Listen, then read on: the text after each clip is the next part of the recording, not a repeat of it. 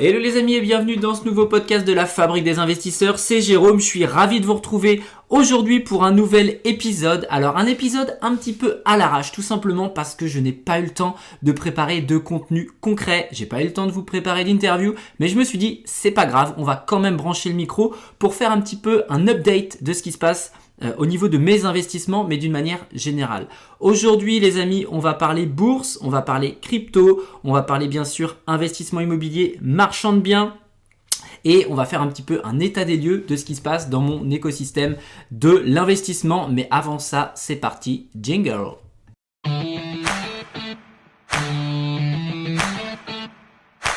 Hello à tous et bienvenue dans la Fabrique des investisseurs. Je suis Jérôme Rubin, chasseur immobilier, marchand de biens et spécialiste des investissements rentables. Après une carrière d'opticien, j'ai changé ma vie grâce à l'immobilier en investissant massivement avec mon épouse puis en devenant responsable de projets locatifs. J'aide désormais les investisseurs à passer à l'action, à trouver leurs pépites immobilières et à faire décoller leur patrimoine. Si vous êtes à la recherche de stratégies, d'astuces, de retours d'expérience et d'authenticité, vous êtes au bon endroit. Dans ce podcast, seul ou avec mes invités, je vous partage tout pour vous inspirer au quotidien, vous aider à atteindre tous vos objectifs et faire en sorte que l'immobilier change également votre vie.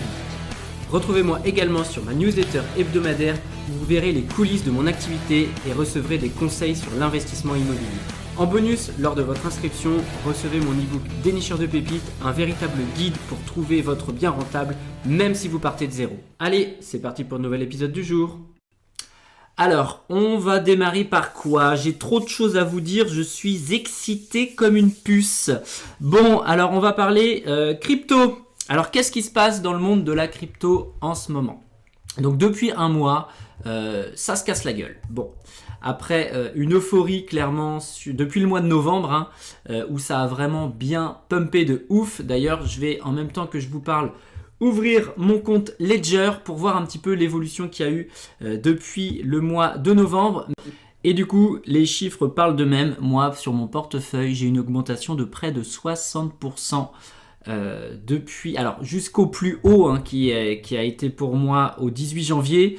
J'ai pris 60% et là, depuis un mois, j'ai reperdu 8% sur ma Ledger. Donc sur la Ledger, j'ai notamment deux valeurs, c'est mon portefeuille long terme, donc j'ai du Bitcoin et j'ai de l'Ether, donc voilà, ces valeurs-là, mine de rien, ont moins subi de fluctuations de marché depuis un mois que d'autres valeurs.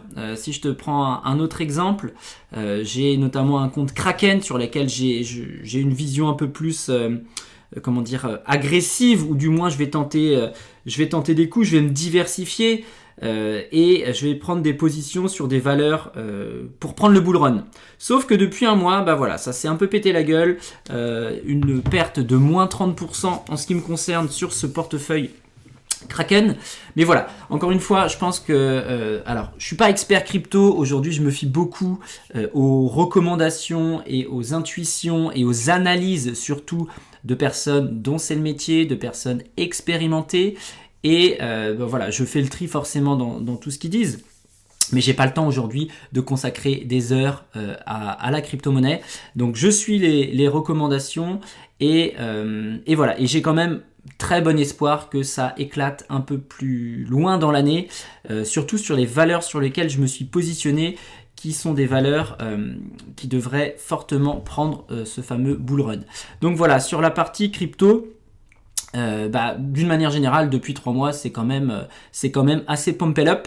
Et par contre, je voulais vous partager également une expérience de crypto-monnaie, alors d'investissement dans l'écosystème crypto-monnaie, mais pas dans les crypto-monnaies en direct.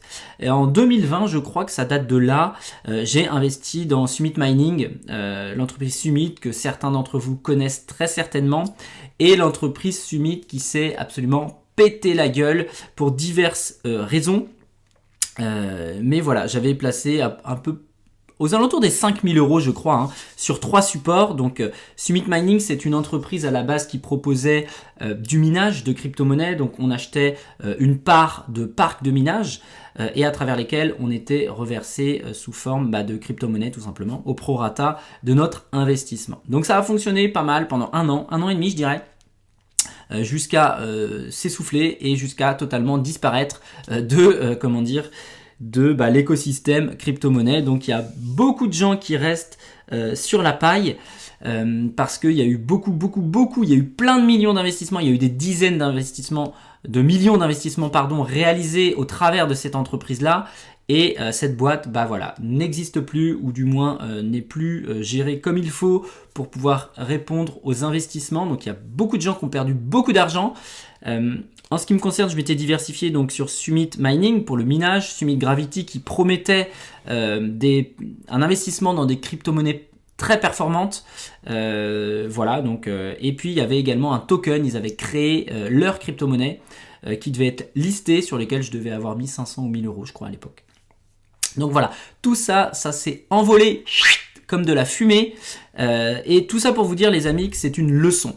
C'est une leçon pour vous dire que déjà, on ne gagne pas à tous les coups dans ces investissements. Il faut savoir être OK avec le fait de potentiellement perdre de l'argent. Alors le but du jeu, et c'est notamment tout l'accompagnement et ce que je fais à travers l'immobilier, le but du jeu c'est maîtriser son risque, etc.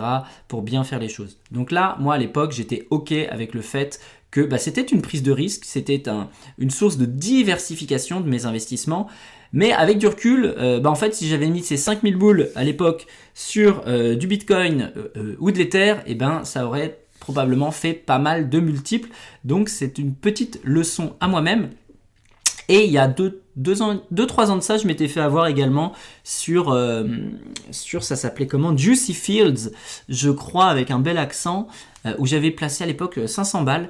Et il s'avère que c'était un gros Ponzi, et le business était, on investit dans du cannabis thérapeutique en Hollande, je crois. Il y avait tout un marketing de ouf derrière, ça paraissait hyper solide. J'avais des gens avant moi qui l'avaient fait, avec qui ça tournait, mais voilà, comme n'importe quel Ponzi, au bout d'un moment, ça s'arrête.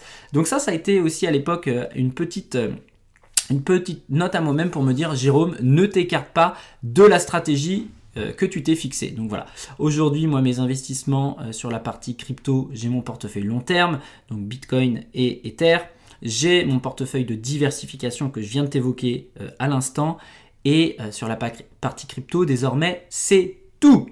Voilà, mais en conclusion de cette petite partie crypto, et encore une fois, d'ailleurs, dites-moi dans les commentaires si ça vous intéresserait que j'invite un expert crypto pour vous parler un petit peu, pour approfondir le sujet. Moi, c'est vrai que je suis investi depuis 2019 maintenant, fin 2019.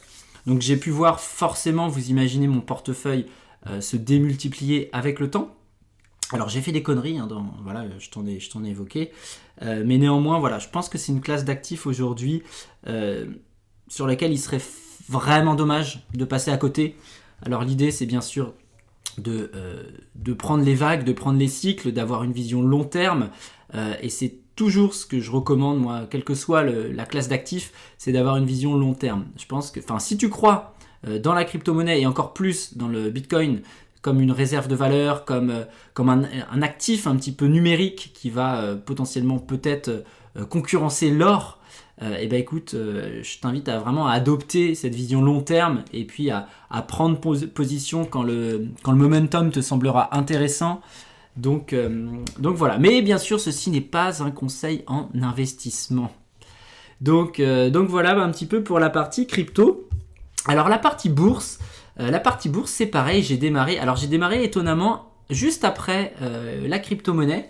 J'ai ouvert mon PEA en mars, je crois, 2020. Donc je vais bientôt fêter les 5 ans de mon PEA. Et qui dit 5 ans du PEA dit retrait possible en ne payant que les cotisations sociales, donc, et non pas une flat tax globale. Donc la bourse, c'est vraiment quelque chose qui me passionne. J'ai testé, alors dès mon démarrage, je vais t'expliquer un petit peu ma vision sur la bourse. Je me suis formé, moi, encore une fois, quand je démarre quelque chose, je me forme de la même façon qu'en crypto-monnaie en ce moment, je continue de me former. Donc sur la bourse, j'ai démarré moi avec une vision investisseur à forte rentabilité, donc avec des dividendes, avec comme si j'avais du cash flow quoi, en faisant le parallèle un petit peu avec l'immobilier. Et donc j'ai démarré ma stratégie, je l'ai basée sur les entreprises à dividendes. Donc j'étais 100% entreprise à dividendes à l'époque, donc avec pas mal de réussite et pas mal de très bons points d'entrée. sur pas mal de valeurs. Donc d'ailleurs, pour te donner des chiffres, j'ai mes belles perfs là du moment, alors qui ne sont pas forcément que sur des entreprises à dividendes, mais je vais avoir du 120% de performance. Je vais te citer les boîtes. Du Saint-Gobain, ça doit faire 2 ans et demi que je suis dessus, je suis à 120% de performance. Je vais avoir du Schneider également, sur lesquels je vais être à 65% de perf. Et donc ça, c'est pour des valeurs un peu défensives, j'ai envie de dire.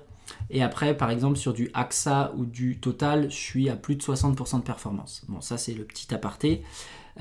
Et donc, la bourse, je m'y suis donc intéressé il y a 5 ans sur une comme je viens de te le dire, une stratégie full dividende. Et avec le temps, j'ai un petit peu... je me suis fait mon expérience déjà, encore une fois. C'est vraiment en faisant qu'on apprend. Et au fur et à mesure, j'ai appris à diversifier mon risque et diversifier mon portefeuille. Parce que je me suis rendu compte que oui, les dividendes, c'était bien, mais que ça faisait pas tout. Et que parfois, il était beaucoup plus intéressant d'aller prendre des performances de croissance d'entreprise, comme ce que je viens de te citer, Saint-Gobain ou Schneider. Typiquement, sur ces deux valeurs-là, je suis à un peu plus de 2000 € de plus-value latente, chose que je n'aurais jamais pu avoir avec des dividendes pour le montant investi, on va dire.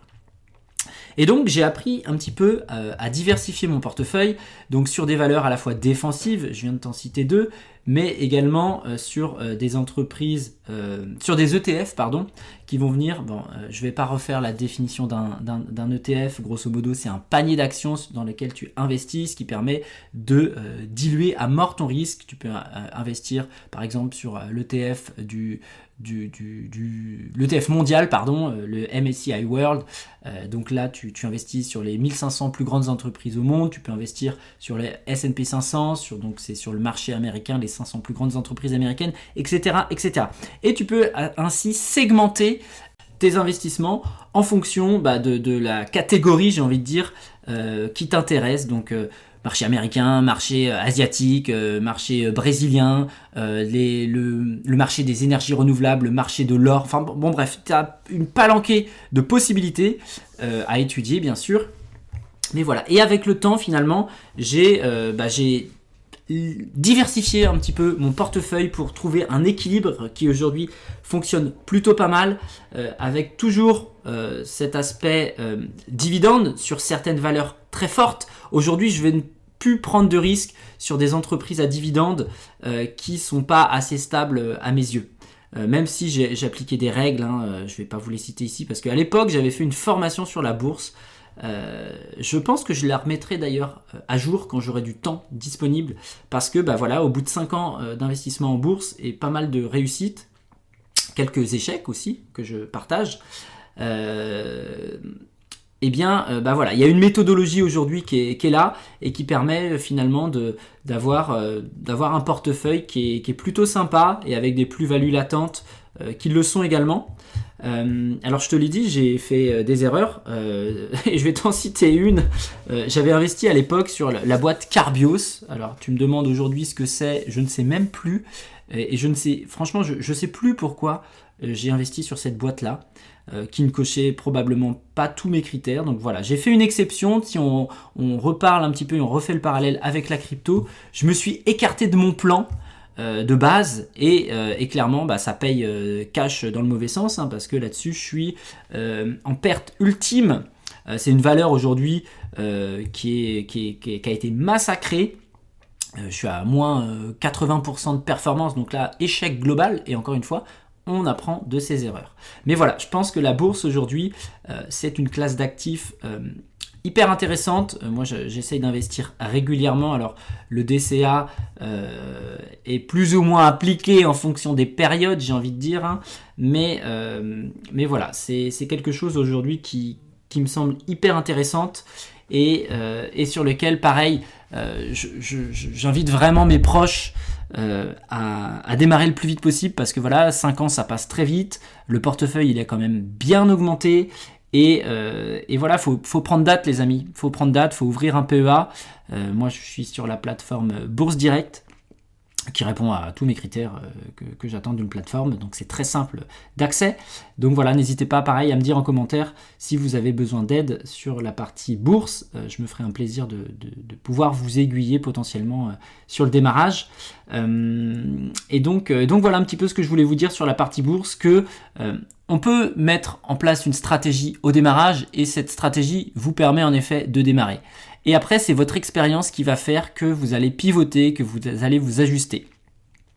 Et je vais vous faire un petit parallèle un petit peu avec l'investissement immobilier, parce que ça me fait penser à ça à l'instant. J'ai plusieurs élèves en fait qui partent sur une stratégie bille en tête avec des trucs assez agressifs pour générer du cash flow ou autre. Et en fait, quelques semaines ou on va dire quelques semaines, ça se compte pas forcément en mois, ou alors au bout d'un ou 2 mois, et ben ces gens-là, j'en ai plusieurs qui pivotent, qui se disent ouais, mais en fait, moi ce que je veux quand même, c'est un enrichissement long terme. Le cash flow, même si c'est mortel, même si ça permet de dégager de la trésor, de pouvoir potentiellement payer des frais s'il y a des frais sur l'immeuble ou l'appart, peu importe, ou un petit complément de revenu. En fait, j'ai plusieurs personnes qui pivotent leur vision parce que ils se rendent compte que en immobilier, l'enrichissement, il se fait dans le temps, quoi. Il se fait dans le temps en capitalisant, en venant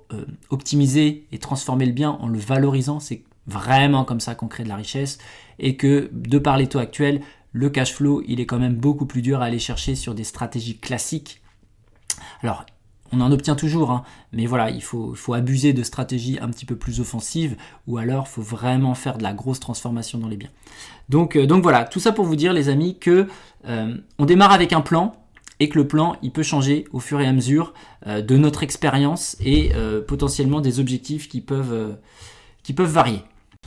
Allez, sans transition aucune, on va faire un petit update marchand de biens les amis.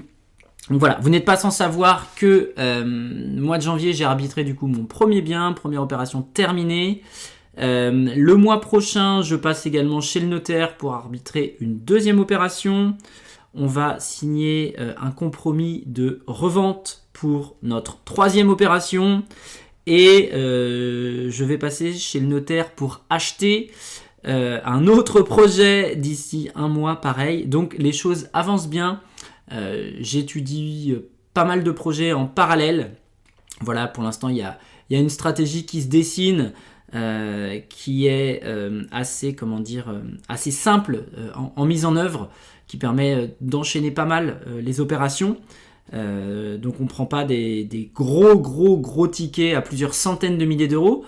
Mais voilà, ça permet d'enchaîner, ça permet de se constituer une trésorerie qui est non négligeable pour pouvoir après s'attaquer à des projets un peu plus gros, parce qu'il faut savoir que en marchand de biens, le financement bancaire est impossible lorsqu'on démarre, et même quand on prend de l'expérience, c'est pas évident. Donc voilà, l'idée c'est de tourner via des investisseurs privés que l'on rémunère pour le prêt. Et à terme, c'est de pouvoir financer ça peut-être davantage avec un petit peu plus de fonds propres, ou du moins en mettant, je l'espère, en passant en établissement bancaire de par l'expérience créée et en mettant de l'apport en fonds propres. Donc voilà, là l'idée c'est de constituer justement ce capital de départ qui va me permettre de pouvoir continuer, enchaîner et aller viser surtout des opérations plus grosses, plus importantes, peut-être un peu plus longues, mais plus rémunératrices. C'est pas facile à dire ça, rémunératrices. Également. Donc voilà, je m'éclate pas mal, franchement, c'est un truc qui me plaît vraiment, et ça me permet encore d'avoir une vision et une corde à mon arc supplémentaire dans ce domaine de l'investissement immobilier. Donc voilà un petit peu pour le petit update marchand de biens. Donc bon, là il y a pas mal de projets en étude, il y a eu des offres d'envoyer, donc je vous tiendrai au courant de la suite des événements en temps et en heure. On continue tout ça sur la partie accompagnement.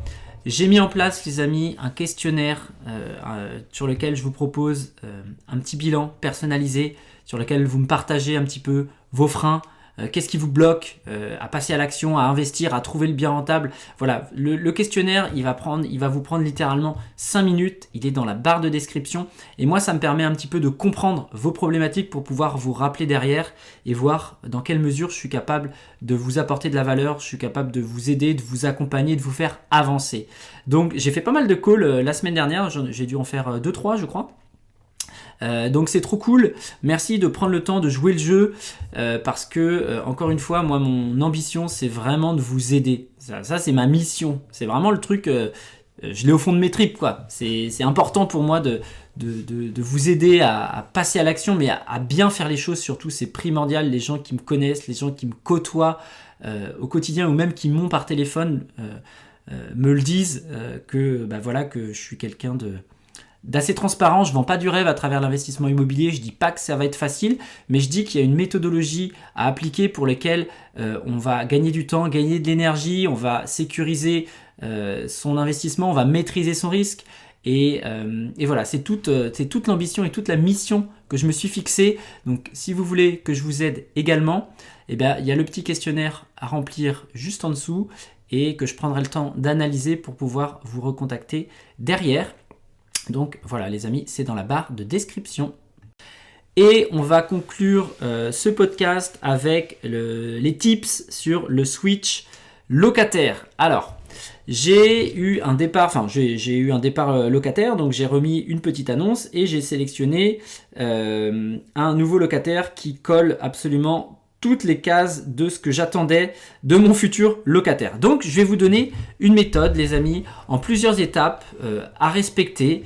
Vous pouvez prendre des notes si vous voulez, afin de ne pas vous planter. La seule fois, encore une fois, j'en ai parlé sur les ondes, la seule fois où je n'ai pas appliqué ce process, c'est quand j'ai délégué complètement et ça a été une catastrophe parce que locataire qui ne m'a pas payé pendant 9 mois, une dette de plus de 4 000 €. D'ailleurs, pour information, j'ai rappelé l'huissier ce matin pour voir où en était le dossier et c'est passé devant le juge en décembre, je crois, avec un verdict qui sera donné en mai ou en juin. Donc, on adore la justice en France. Heureusement que je n'ai pas besoin de cet argent pour vivre.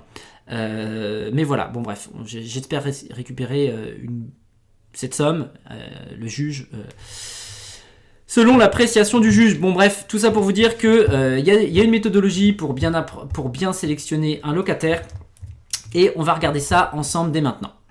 Donc la première étape consiste bien sûr à rédiger une annonce qui va être sexy avec des photos, des belles photos. Si vous pouvez faire appel à un photographe professionnel, c'est tant mieux, vous conserverez ces photos pendant très longtemps et c'est pour moi un investissement intéressant. Donc première chose, déjà vous mettez votre annonce et vous faites un premier filtre par rapport à l'analyse des messages pour présélectionner des candidats.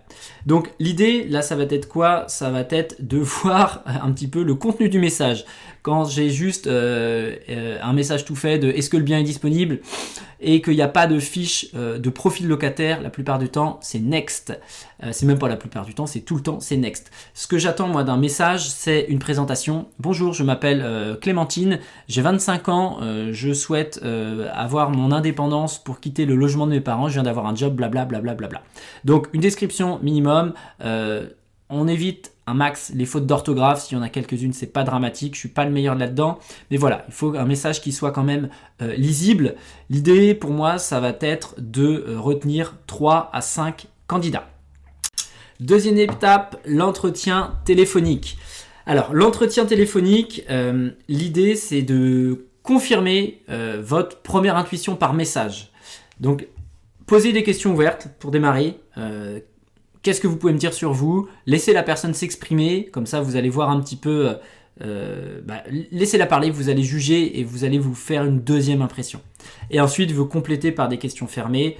Quelle est votre situation professionnelle, la situation personnelle, les finances, est-ce que vous allez vivre seul, est-ce qu'il y aura des animaux, etc. etc. Donc ça, normalement, au bout de l'entretien téléphonique, normalement vous avez clairement... identifier les 2 à 3 meilleurs profils. Alors si les 5 candidats que vous avez appelés sont très bien, bon bah voilà, et si tout se passe bien pendant l'entretien téléphonique, bah potentiellement vous retenez tout le monde. ce que je fais, moi, c'est que je demande les documents à fournir avant la visite pour m'assurer de la cohérence des choses qui ont été énoncées précédemment. Voilà, est-ce que les salaires sont conformes à ce qui a été évoqué?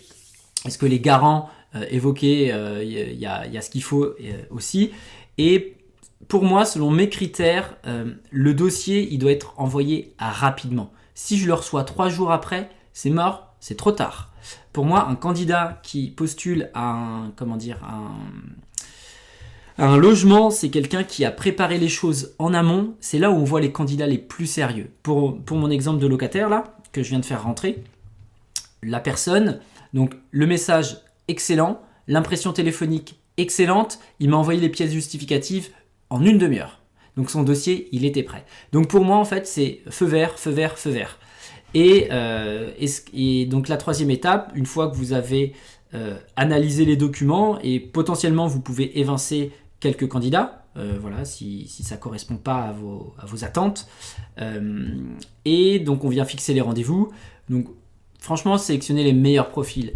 Je vous invite vraiment à faire du tri parce que, sauf si le logement il est à côté de chez vous et vous avez que ça à faire. Moi, mes logements, ils sont en général à 1 heure, 1 heure et demie. Et donc là, en l'occurrence, avant, j'avais automatisé ça par quelqu'un, mais la personne n'était pas disponible à ce moment-là. Donc j'ai fait ça moi-même. Donc voilà, pour essayer de regrouper les visites aussi. Moi, j'avais 5 visites de prévues. Et en fait, dès la première visite où j'ai vu le premier candidat qui m'avait fait la meilleure impression, j'ai rappelé les autres dans la foulée, j'ai dit ça sert à rien de venir, j'ai pris mon candidat, j'ai pris la personne, et les autres étaient déçus, mais c'est comme ça.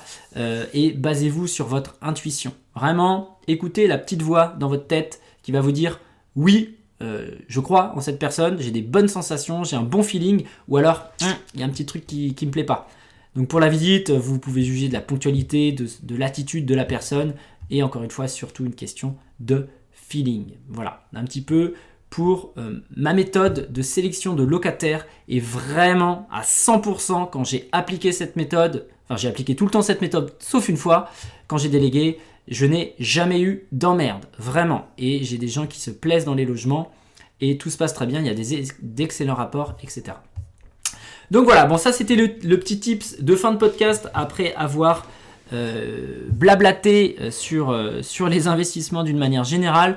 Un format qui change certes un petit peu de d'habitude, mais voilà, je n'ai pas pris le temps de vous construire quelque chose de plus construit, mais je suis en train de vous booker des prochains invités qui vont vous apporter un max de valeur. Mais voilà, ça prend du temps d'organiser un podcast, de contacter les gens, de les appeler peut-être en amont du podcast, de fixer les rendez-vous.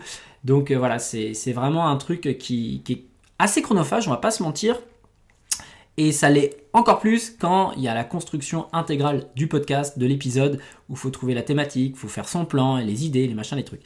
Donc voilà les amis. Donc pour me remercier du super contenu que je vous diffuse depuis toutes ces années, s'il vous plaît, prenez juste 5 minutes pour noter le podcast. Voilà, vous allez sur Apple Podcast ou Spotify, vous me laissez une note 5 étoiles, un petit commentaire, ça me pousse encore et toujours à continuer à brancher le micro avec tant de joie en plus, parce que c'est vraiment un exercice que j'adore. Je prends un plaisir de ouf à chaque fois parce que j'ai l'impression de contribuer à ma manière à vous faire avancer, à vous apporter de la valeur et voilà, et ça fait partie justement de mes valeurs de partage et c'est ma façon à moi de contribuer à mon échelle. Donc voilà les amis. Bon allez, sur ce, on va se laisser. On va se retrouver très rapidement dans un épisode qui, je vous le promets, sera construit cette fois-ci. Ou alors peut-être avec une interview, on va voir. Et encore une fois, prenez le temps de remplir ce petit bilan personnel en description pour voir un petit peu où vous en êtes. Ça va même vous permettre vous-même de vous poser et de vous dire « Ok, ça va, là je merde, là j'y arrive pas, là j'ai besoin d'aide, là ça roule, etc. etc. » Donc voilà, c'est dans la barre de description et on se retrouve très rapidement pour un prochain épisode. Prenez soin de vous, à très très vite, ciao ciao. Pour aller plus loin dans votre expertise IMO, vous pouvez rejoindre ma newsletter dans laquelle je vous partage une actualité décryptée, des conseils et astuces ainsi que plein d'autres exclusivités. En bonus, recevez mon e-book Dénicheur de pépites, un guide de 70 pages pour monter en compétences à vitesse grand V.